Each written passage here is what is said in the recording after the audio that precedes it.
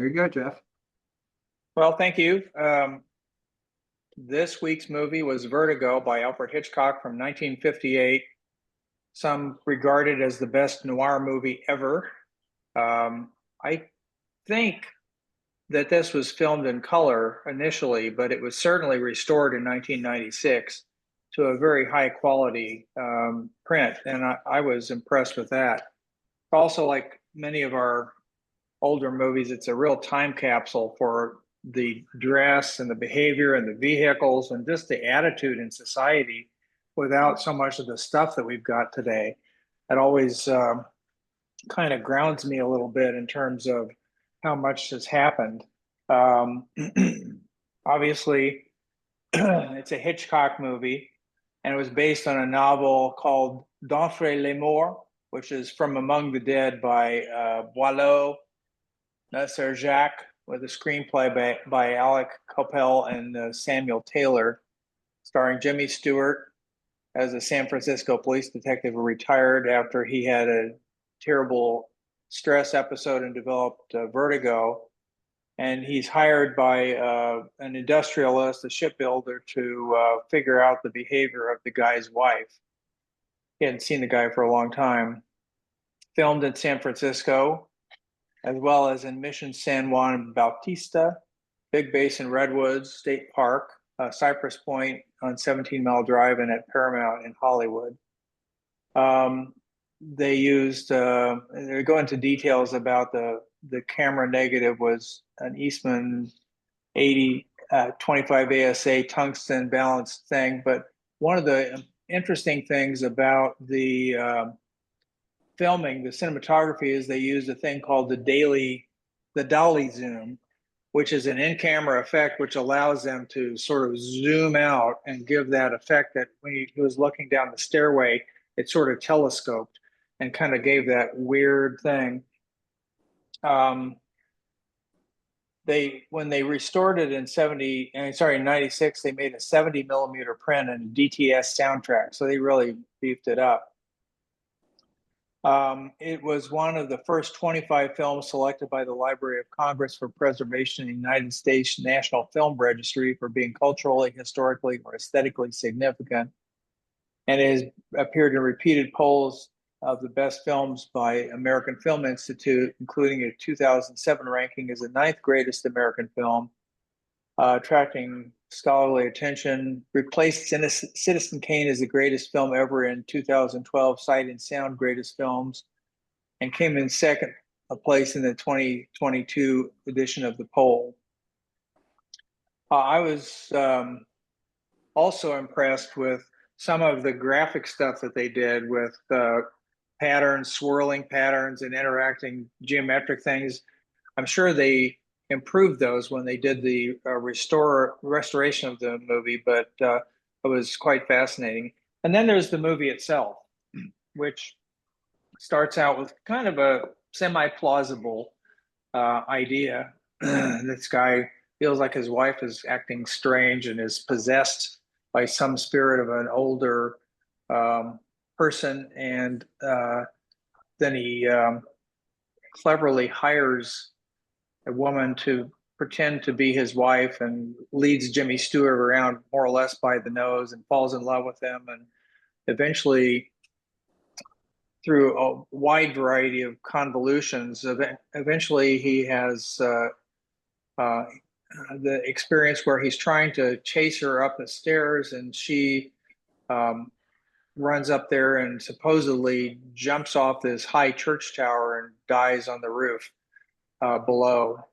Well, then he's filled with remorse and wandering around kind of hopelessly, and he spots a woman who looks so much like her. So he starts kind of following her around, and he asks her out to dinner and kind of slowly but surely tries to kind of massage her into the same appearance as the a woman that he had been following and pursuing and had fallen in love with. And he eventually comes to realize that it is the same woman. And how is that possible? Then the denouement at the end is that she was hired by the industrialist to lead Jimmy Stewart around to give a sort of an excuse for him to kill his wife. He broke his wife's neck and threw her off the thing, and the other woman was whisked away, disappeared, having completely fooled Jimmy Stewart. He couldn't get all the way up to the top of the church tower because of his vertigo, and they knew that about him, so that's why they set this whole thing up. But he figures it out, and at the end, that's how everything resolves. But it was really, as noir films go, it was really amazing to me. I thought this was a movie that I would go and watch today and still feel pretty good about it if it were in the theaters now. Although, you know, a lot of this stuff is really old. But if you set it as a period piece and put it out today, I think it would still fly. So I hope people enjoyed it. I did. Yeah. It was very confusing to me. I guess I never caught on to exactly what was happening. And then I went away for the week in New York, and that made it even worse. Coming back home, I don't know what the hell's going on. But tell me, what was the role of Midge? You know, she was his friend, right? And she was like an artist or something, or she drew, you know, advertising. How did she play into this? I couldn't figure that out at all. I think she kind of was a way to introduce his situation. Why are you quitting the police force? What happened to you? So forth and so on. You've got a person who really loves you and would do anything for you, but he goes off with her, and you know, Midge is heartbroken. But right. Midge they were engaged at one point, and but then they didn't, and he knew that she still loved him, but it seems to me, you know, if you take this as a time capsule piece, this is early 1950s, and who are the sex bombs at that time? Marilyn Monroe and Jane Mansfield, and you've got Kim Novak, of course. And I absolutely love Alfred Hitchcock movies. I love all of them. This is one of my favorites, because what I love about Hitchcock is that he fools me. So when you first see the movie, you think that Madeline, is really the guy's wife. So we're going along thinking that she's crazy and that's his wife, and no wonder he's got someone looking after him. So he fools us first, and then he lets the audience know what really happened through Judy, but he doesn't let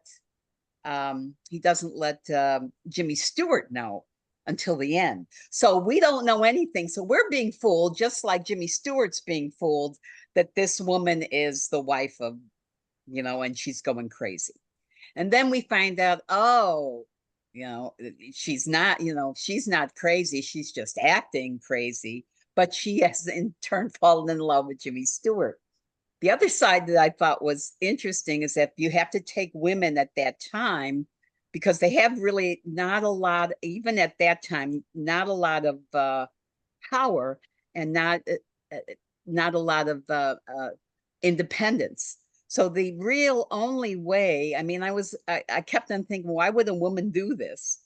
Well, she did it for money, you know, because she would get the clothes and she'd get the money, and women weren't making much money back then. They couldn't have they couldn't have credit cards. They couldn't have a car. They couldn't do anything without a man signing for them. So a single woman at 26 years old, that doesn't seem to me, she did not have a college education. She was just kind of going along trying to find a husband or trying to fall in love. And so she would make herself into the person that she thinks these men want her to be.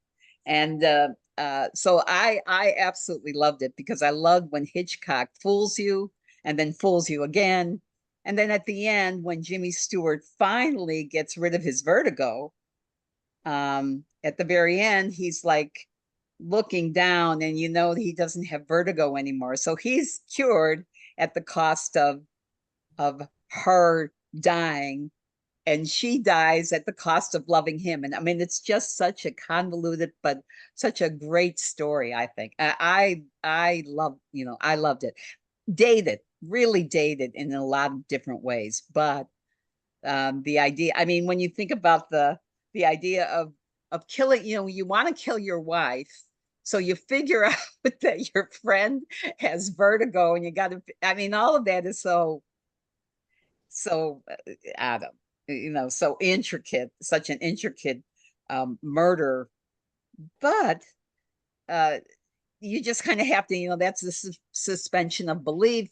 Okay, we'll go with that and then go from there. So anyway, I love Vertigo, and one of my favorites. The only thing I didn't like was the animation, but maybe at that time it might have had a different effect than now. I mean, the animation of the bouquet, if you guys remember, yeah, that I was like, it kind of broke for me, it broke the suspense and all that. But at that time, it might have been something brand new, and people were just oohed and awed by it. But anyway, so I love it. I loved his use of color, especially green, like Bill has behind him. The color green was so in that so much with his dream sequences when she becomes when Judy becomes Madeline again. She comes through that green haze. I always think of green as envy, but I was trying to connect that kind of, but it was more like just a dream sequence, I think. Anyway, loved it. Good, great choice. Roger Ebert had a lot of comments to make as far as the women go, and he called him the most controlling director when it comes particularly, with women.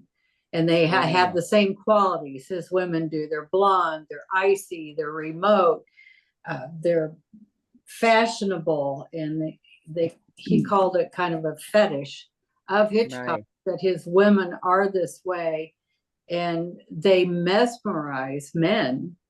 I don't know, is that true, guys? These women do that.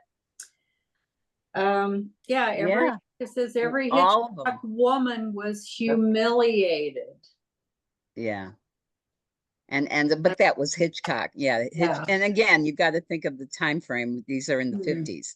Well, it was Doris Day, Tippi Hedren, Grace Kelly, Kim Novak, of course. Who else? Monroe. Yeah. Was she in a Hitchcock? No, I'm sorry. No, I don't think so. I was just thinking of I mean, actresses of that era. Yeah, and all the women of that, I mean, Hitchcock, they're all blonde, and they're all they kind of all wear their hair the same way. They all have that hourglass figure, high heels, and the whole 9 yards. Right, the makeup and everything. And did anyone find the Hitchcock cameo? I didn't notice it until I read about it. Oh, the Hitchcock cameo. It's behind me. Yeah, wow. At the shipbuilding place. Yeah, that's. Oh yeah, that's right. Yeah. From here, there he is, right there. Yeah. Early in the movie. Well, it's at the shipbuilding place, so that's been early. Yeah, very beginning. Would have been early in the movie that he did. I hadn't thought about that. He always appears in. Kind of funny. Yeah, well, there he is. I decided to capture that as my background today, but very good. Yeah. I think. Anybody have any questions about I was curious. It just seemed he was so much older than this. I didn't look up Kim Novak's age. She was about 26, and he was about 50 when this film was made. So he was about twice as old as her. So that made it a little implausible. But he was a dashing guy, and she was dressed up like an industrialist's wife and kind of moved in circles like that. And I even think Gavin, the shipbuilder, was also they were the Older. Patriots. So, yeah, Yeah. I just thought that was odd. Well, for back It's odd then, for I don't, today. I don't know that it's odd for Yeah. back then, back then, I don't think it was that odd, but I right? think it's a little more odd today. Yeah. I watched it on Prime Video, and they have the little thing on in the margin where it gives you trivia and stuff. And it said that Jimmy Stewart, after he turned 50, kind of phased out of being the romantic leading man. Kind of just felt he was too old. So Mhm. Until on Golden Pond. That's He Henry was- he- Fonda. That was Oh, Henry yeah. Fonda. Oh, It's like Well, Karen, Jimmy Stewart. I'm trying to figure out what part he had. they were the same person. Yeah. That's right. Okay.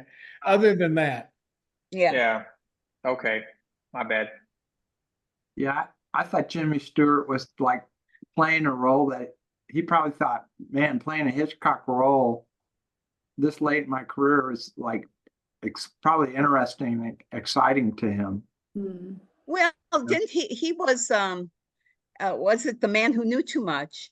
He's Doris Day's husband. And I think he's pretty old in that one as well, if I'm not mistaken. I bet he's got to be in his late 40s. And Doris Day is probably in her 20s, probably in the between 25 and 30, I would guess. So I think at that time they put, what was the one we saw a few weeks ago with Cary Grant and Audrey Hepburn? I think the time, charade. Charade. yeah, charade, yeah, same idea that Mhm. yeah, I don't know.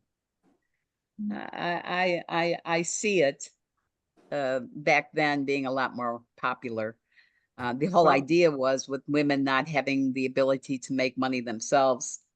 I mean, obviously there are exceptions, and I'm not, but for a lot of women, what they would do, and you would try to find a rich husband.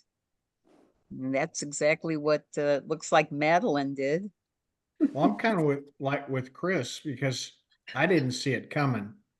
I don't know if I just missed it, and maybe I'm putting words in your mouth, but No, I felt clueless through the whole thing. yeah. I didn't get it. You at didn't all. see it. You didn't. But No, that's I the whole I idea. didn't- I mean, until we saw at the top of the bell tower the husband, throw off the other one and one other Mhm, up mhm. there. Yes, yeah. I had But no I think idea it that's was the coming. purpose.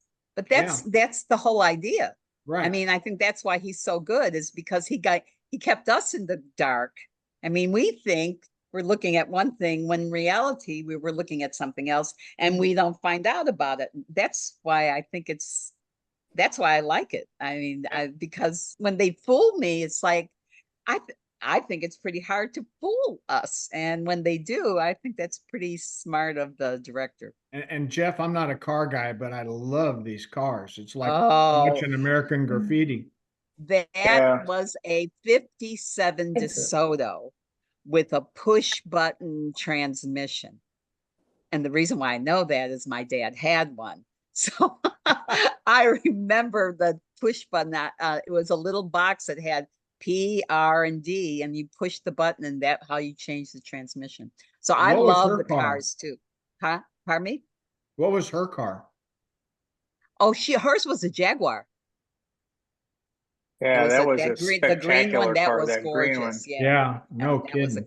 was a Jaguar. Yeah. And he went up and said, "Where'd you get this car?" Oh, the guy who lived here or Yeah. whatever sold it. Yeah. Yeah. Because he ran away to Europe. Yeah, got that away with scene murder. where Jimmy Stewart was following her around and eventually she went to his house. That Yeah, was kind of a bizarro scene. It was a good way to show off the streets of San Francisco, but Yeah. Yeah. you know, he kept, well, where is she going? What is she doing? And eventually she's at his house. Yeah. yeah. Plus, his house wasn't quite as nice as all the other places. No. In a Right. regular. Those exterior shots were amazing. Golden Gate Bridge, Oh, Yes. and All of them, all of those places. I wonder if there's a tour of the Hitchcock. I mean, I was like, oh, those places look so gorgeous. And that's, what was it? San Bautista? The Mission? I don't know. that San one. Juan Bautista, yeah. Yeah, San Juan Bautista, that's right. That looked gorgeous. Everything about it was just beautiful. It probably Yeah. doesn't look the same anymore. Yeah, probably. I wish it did, but probably, you're probably right. Because that's how many So, years? I 75 wasn't- years ago? I wasn't familiar with Kim Novak. Was she in a lot of movies at that time? Yeah. Yeah, she Yeah, was she was, very big in Yeah. the late 50s and early 60s. She was Yeah. He was a Marilyn Monroe. Marilyn Monroe, Kim Her Novak. studio, yeah, her studio hired her to be their version of Marilyn Monroe. She refused to change her last name when she got her stage name, so she kept the Novak. And she was in several different films, but she did retire and went off to live someplace in a sort of a normal way later on. So, Yeah. but she didn't meet any tragic end. I think, as far as I know, she's still alive. She's still born alive. in Yeah. 33 or something like that. Right. Yeah, She she would've was been at about the, 90. 25 in this movie. She's 25. yeah, Yeah. yeah. So Yeah, so she was at the Academy Awards about, I don't know, maybe 3 or 4 years ago. I think she got a Lifetime Achievement Award, I believe. And age does things to people, as we all know. But anyway, yeah, she was quite popular back then. So Mahoney, what do you think of it? It's a classic film. I mean, Yeah. and everybody has pointed out most of the intricacies about it. I think the thing that I take away from it is number one, the intricate plot of it. I've seen it recently, beyond just this week, and then the other thing is the cinematography of San Francisco. I mean, they really went and looked for interesting places to show off as backgrounds of the movie, and from just remembered off the top of my head other Hitchcock films. I think this is one of the most photogenic that I can think of, just from the standpoint of the cinematography. But I mean, it's just a great film. It's got an intricate story. You follow it. You follow it along. I am sure the first time I saw it, I got thrown for a loop on the plot. Not this time because I knew it was coming, but you still enjoy it. So, it's a damn good movie. Yeah, I agree with people that say it might be his best. Yeah. I mean, it did sort of throw you off, but remember it happened like the movie was only half over. You knew something Right. else was going to happen. They had a whole hour to go. So he wasn't going to. I thought he was going to wake up in a. Yeah. It sort of looked like he was going to be in an insane asylum or something like that. Mm. And Well, he then- was. then Yeah. he kind of moved on from that, and I don't know. He started to figure things out. Yeah. But But he went to a insane asylum for what was Yeah, about it's like 6 he had- months or a year, wasn't it? Something like that. did he? I mean, Yeah. After it happens the first time and he leaves. Remember, he leaves when it first happened, when he thinks that Madeline has killed herself and the body is on the roof, he leaves. He doesn't go to the body, he just leaves. And he says that he was in some sort of fog. And then he and then he goes through the trial, but even after that, he still is in the home, because remember, Midge visits him and he doesn't say a word through that whole thing. He doesn't say a word. She's doing all the talking and she'll always be with him and blah, blah, blah. But he never said one word. And I thought it was like 6 months. I might be wrong about that, but I think it was about 6 months that he was in that place. So did they ever say if he was previously married or? she Never was died or- married. Yeah, he said he was never married Never, okay, because remember he was engaged to Midge, and then yeah. Yeah. yeah, and that was it. But again, it's like men wanting, wanting Easy, the easy. supermodel. Yeah. And when What? Matson, what did you just say? It's Jeff. Karen? So, what did you think of the ending? The, the nun, she I comes know. out of the shadow, and it freaks her out, but it didn't seem to faze him at all. And so Yeah. she immediately jumps over the edge, and he watches the nun come out of the shadows and goes, "Oh wow, that was too bad,"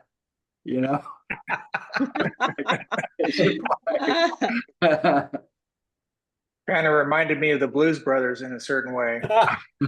Yeah.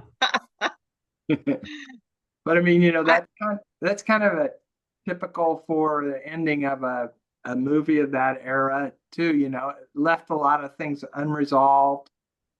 Like Give it abrupt. today we'd want to see more resolution. What happened to the shipping guy? More twists and turns, but not not Alfred Hitchcock. Just let her jump. And Yeah. Well, I don't think she jumped, but I think she fell backwards when she saw what she thought was a ghost. Was she Of back? who knows? Yeah. I mean, that's what my thing. I also thought that there's all those. So she pretends to be a woman that Jimmy Stewart falls in love with. Then she goes back to being herself, and Jimmy Stewart doesn't love her. So she's got to change. So she's always changing herself to be what this man, the perfect ideal for this particular man. And she doesn't end up with him anyway. I mean, it's sad that she ends up, and he doesn't end up with Madeline. He doesn't end up with Judy. He doesn't end up with the other fake Mitch. Madeline. And she, it's just like he got over his vertigo. He loses the women that he loved. So, I don't know. Well, maybe he marries Midge. Yeah, Aw. if Midge would be nuts if she married him, but that's another story. He married Carlotta. Oh, God. Yeah. But we haven't heard from Karen or Yeah, Jeff Karen. Arthur Um, very much. I didn't care for it. I have seen it before, so the twists and turns I was expecting. It just feels very dated. Not It is just dated. the cars, the clothes, and then the relationships and all. It just had that, so there's older films that I like that have sort of a timeless quality to them. I didn't get that with this one. I think part of it, Jimmy Stewart does not necessarily play a very dynamic character for me. I've seen a lot. Bob was a huge fan, so I've seen a lot of Jimmy Stewart movies. Not a fan. It was, but it's not like, oh, this is awful. It's just like, it was just like, meh, it wasn't well, there's 2 hours I'll never get back kind of a thing, but it was also kind of like, okay, I get why it's very well regarded and all of that, but I don't know. I don't know that it would, if it could be remade and it would have a draw for contemporary audiences. It just really has that, that feel of a time that is gone and in some ways, good riddance. Yeah. So anyway, that's my take on it. Let me ask you, Karen, did you think that kind of, what's the word I'm looking for? That kind of focus that Jimmy Stewart had for her, that kind of, I mean, do you find that even happens now, that someone has such a feeling for one person that they will do anything and go crazy and all that. Do people, I mean, I don't even know if what you said is that could it be remade? Because does anybody go crazy over someone like that anymore? You Well, I know, mean, and has that obsession. ever happened? I mean, do people get so focused and perverse again about somebody that doesn't really even exist, just in their own mind? Obsessions happen, and they're, you know, that certainly it's not uncommon that it is about someone, but maybe not the reality of that someone. Yeah, So that's not the part that I, you know, that's you know, the convoluted, you know, the substituting and certain things that you had right. mentioned, suspension of disbelief. Yeah. That I think it asks far too much suspension of disbelief with the industrialist and the actual murder and the substituting and all of that sort of thing. So I don't know. Yeah. That's my, I have to agree there. That's the part that is like, okay, you got to make it so perfect that anyone could, you know, you got to make sure that he doesn't get over his vertigo before the murder. You know, I mean, it's like it was all of that. But I think the idea of, and I think the obsession, I think that's like kind of the theme through the whole thing. He's obsessed with her. She's obsessed with him. She changes for him. He wants to, all that. So from that aspect, it's again, one of my favorites, but anybody else? I think, I was thinking, you know, was she really evil enough to have been killed? That's one thing that kind of got me, is like, I was sitting there going, I kind of hoped all the time that they would catch the industrialists. You know, I was sitting there going, Yeah. I don't know, you know, she's just this nice gal from Salina, Kansas, who got hooked into this, murder Right. scheme, and but she's the one who had to go down. Yeah. You know, and I think if there was anything about it, I mean, I just kind of liked that it was an exciting ending where she jumped and all that. But leading up to it, I was empathetic to her. You know, I thought, Yeah. and so Yeah. I mean, I was glad it was over. But I mean, I kind of liked her, and I, you know, looking back on it, I didn't really want her to die, you know, so much or anything. Yeah, it was Jimmy Stewart's the one who dragged her up the stairs. She didn't even want to go. He was Yeah. with her. But remember, he figures it out. Oh, she's been lying to him all this time. You know, he figures it out that this is not just the woman that I've changed to be her. She was her all the time. Imagine that kind of betrayal. I mean, you got someone that you're in love with, that you think the moon and the sun, you know, sets on them, and then they betrayed you twice. Yeah. That, I think, you know, betrayal is one of the, in my opinion, is one of those things that, boy, that's a tough one to get over. Betrayal, you know, when you trust somebody and then they betray you, that's a tough one, I think. Yeah. I mean, Karen, I was kind of disappointed to some degree because I thought there's a lot of psychological phenomena going on you're during this right, movie. there is. And I wondered if you dissected that a little bit and observed different examples of different things going on. Yeah, there is, and it had that, it very much had that, you know, Hitchcock kind of the, you know, psychological differences equals danger, and there's that little part of me that doesn't like that. Most people that have significant mental health issues are more likely to be victimized than to be victimizers.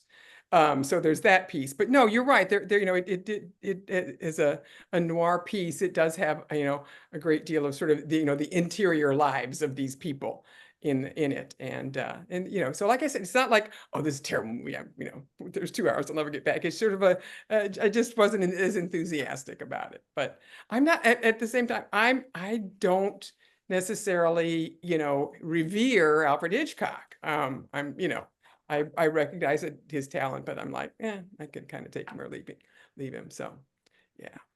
And what the thing that this is way off in left field, but the thing about it that don't ask me why this came into my head, but it did.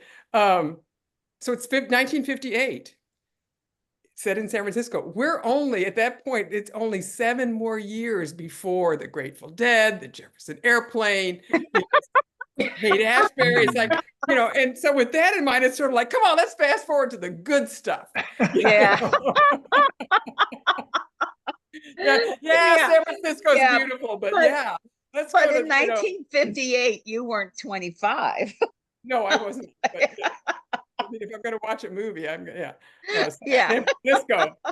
Let's just move on up to let's go to Golden Gate Park and have a dance. Yeah, and a lot of those psychedelic backgrounds, they made it to that. Yeah, there you go. Yeah, yeah, that's You're right. Right, Like Bill. a precursor. Yeah. So Well, I Jeff thought it what no, go ahead. We haven't heard much from Jeff Arthur. Oh, I said a few things, but no, I enjoyed it. I liked the historical kind of a time capsule aspect of it. It kind of always makes me sad, these old movies, because it'll never look like that again. Yeah, The scenery, which is yeah. good and bad, I suppose, but yeah. I Were enjoyed you it. fooled originally, Jeff? You never saw it before, right? No, I hadn't seen it. And Okay, yeah, so you thought that was actually his wife, and he was following the wife of his friend sure, yeah. until okay, yeah, okay. There was kind of a sparseness of people. There weren't witnesses around for any of this stuff. No, And there was nobody who knew her and kind of could figure right. out what was going on there. So there was a lot of space between characters and between happenings. When they went to the San Juan, to the Bautista. church building there was nobody around. Mhm. And a lot of us, even in San Francisco, the scenes were sparsely populated. So I thought that was kind of strange, because I did think San Francisco was more or less a busy city for many decades. So that was kind of a non sequitur for me. And then driving on the wrong side of the road really. I was gonna got me. say, like the But- picture behind you, that just Yeah. scared the heck out of me. I mean, they were always driving in England. It's Yeah. pretty fakey that he could follow her around like that and she wouldn't know. Yeah, 2 cars on the Oh road, yeah. hers and his. Yeah. Yeah, but I wonder but why all that the car's cars behind were me so again. darn big. Yeah. It's like boats I in loved how he could between. slide across the seat and get out on the Yeah, passenger. that was cool. Yeah, that's right. The bench Didn't lock the seats, door. right? She would have known he was following her. Oh yeah. That was on purpose. Yeah, because Yeah. he asked her to Everything Yeah, she that's did. true. be a really good swimmer too. Yes, the Yeah. good swimmer and going to the museum and wearing her I have hair. a question about the lady that worked at the hotel that gave out Yeah. the keys. Good question. I know what you're room. gonna. Oh, yeah. Yes. Oh, how does she fit into all of this? Because he, goes charging in there, wants the key to the room, or wants. Well, she had I thrown don't open the second floor window. Yes, Yeah. he saw her up there, but this lady said, no, she hasn't been in here. So how often do you think that She'd she had be been in on in it, there? didn't she? Because she knew her and knew that He she had to be in on it. had, Money. Yeah. so you think Gavin paid her off too? Yep. Well, he'd have to pay off a lot of people to Yeah. get this thing to work. Yeah. Yeah. Yeah. I just wondered about that lady. Because she No, like, that is a good question. Yeah.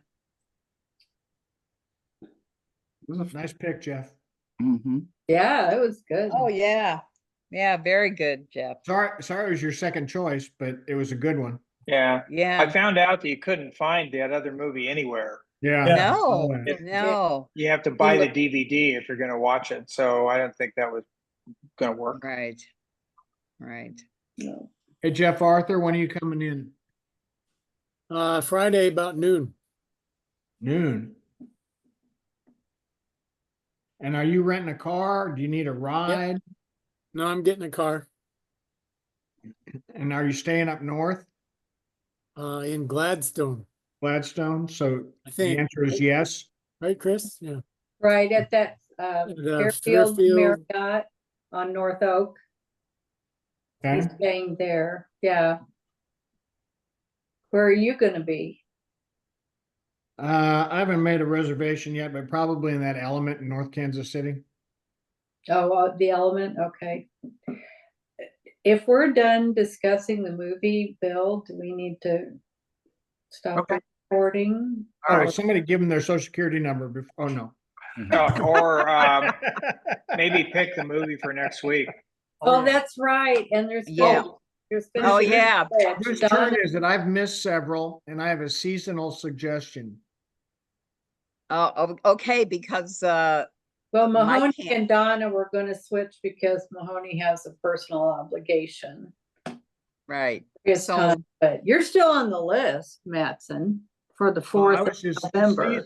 seasonally thinking Psycho.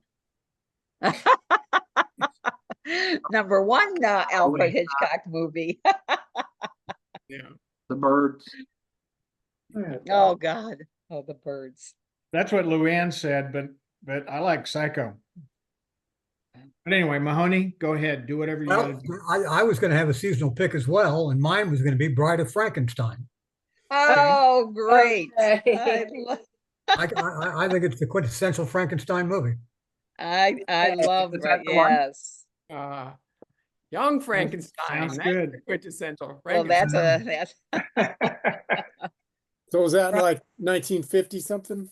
No, it's no, it's earlier. 1935. It's probably late 30s, 1935. early 40s. 1935. Wow. We Yeah. were only 10 then, Jeff. Is it a That was talkie? Early 1900s, not the late 1900s. Late 19, yeah, the early 1900s. Early in the last century. Yeah, That's right. Oh my God. it's available But on it is a Peacock. good one. It is a good one. It's available on Peacock, Fandango, Prime, Apple, and in theaters. Oh, good. Oh, Bride wow. of Okay. Frankenstein. All right. Great, we'll do that next week then. One thing I was going to just recommend, there's two that I've seen. One is called Surface. Again, it's kind of a psychological thriller.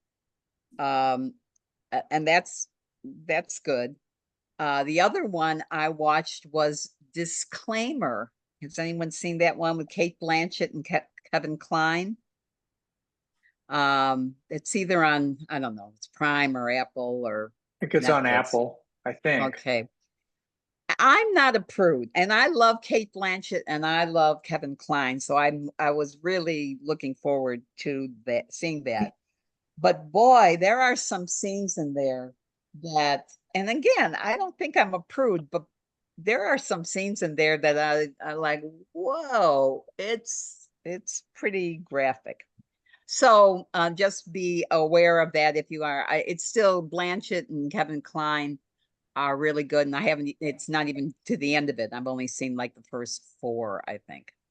But it's interesting story. I'm just not sure if they needed what they have in there regarding the I thought Kevin Kline was dead.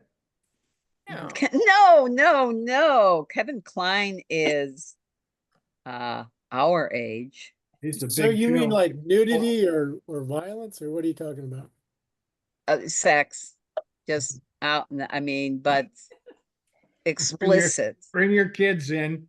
Yeah, yeah. And again, I'm not a prude. But there's a point where you go, okay, enough. But anyway, yeah. I mean, maybe someone will have a different idea. But the story itself is kind of interesting. So Okay. take that for what it's worth. Jeff, when are you coming in? Jeff Copeland. Probably Friday night, relatively late. We have a retirement party to go to toward the end of the afternoon, and then drive up, stay at my sister's house in Leawood. Okay. I'll stop it. So